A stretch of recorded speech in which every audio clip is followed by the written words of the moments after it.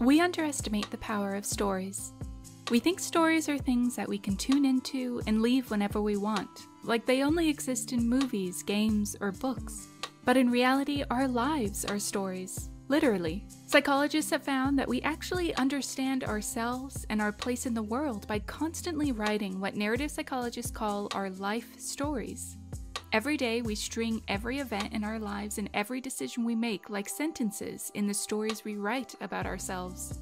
In short, stories are how we make sense of our lives. To say we write our lives as ongoing stories in our heads might sound like we're just making things up. And although, if we were to look closely at our daily annoyances and problems, we would find that most of them are entirely in our heads and are based on unquestioned biases. But it doesn't mean our problems and our life stories aren't real. They are very real, and so are our feelings. But the power of this realization is the discovery that we are the authors of our life. We get to look at our past and future and decide what kind of story we're in. Following this logic, it shouldn't be surprising that how we write our stories determines how we feel about our lives overall, and even determines a large part of our sense of well-being. Two people can undergo very similar traumas, like losing a job or a loved one, but the one that writes their life story as a redemption story, a narrative psychology concept I discussed in my GRIS review, will focus on how to use these traumatic events to make themselves stronger. Studies show that if you write your life story where you're the victim to negative events that you can't escape or use for growth, what they call a contamination story, your sense of well-being suffers greatly and you become more prone to anxiety and depression. Writing a redemption story, learning to grow and change to accommodate negative events in your life until you find closure, leads to significant gains in mental health and well-being. This isn't simply about thinking positive thoughts. Research shows that simply ignoring negative feelings and only focusing on positive ones isn't enough. It does help our short-term hedonic well-being, as in it boosts our mood in the moment, but the key to long-term eudaimonic well-being is to take ownership of the negative events in our lives and incorporate them into a larger narrative of challenge, growth, transformation, identity building, and newfound peace.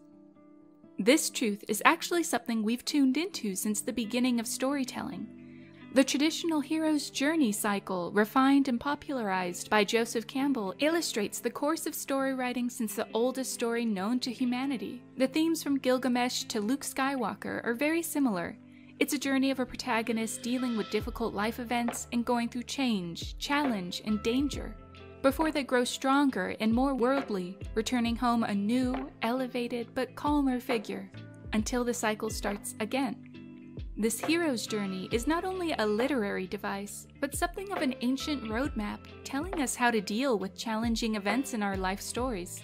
In some modern stories, we often see that villains or antagonists are often people who have undergone trauma very similar to that of the hero character, but they've written stories void of emotional growth, focusing instead on accumulating power in an attempt to control the threat of pain, often leading to their corrupted behavior and subsequent demise. However, the heroes use their pain as a tool to inspire self-growth, kindness, and courage. The heroes didn't ignore their fear or pain. They incorporated it into their story of redemption to make themselves stronger and more compassionate. This is one reason why stories are so important and why we love them.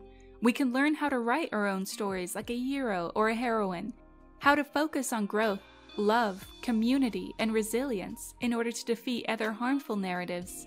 The power of stories isn't just about fictional people, of course. The most outstanding and inspirational story to me would be Viktor Frankl's, author of Man's Search for Meaning.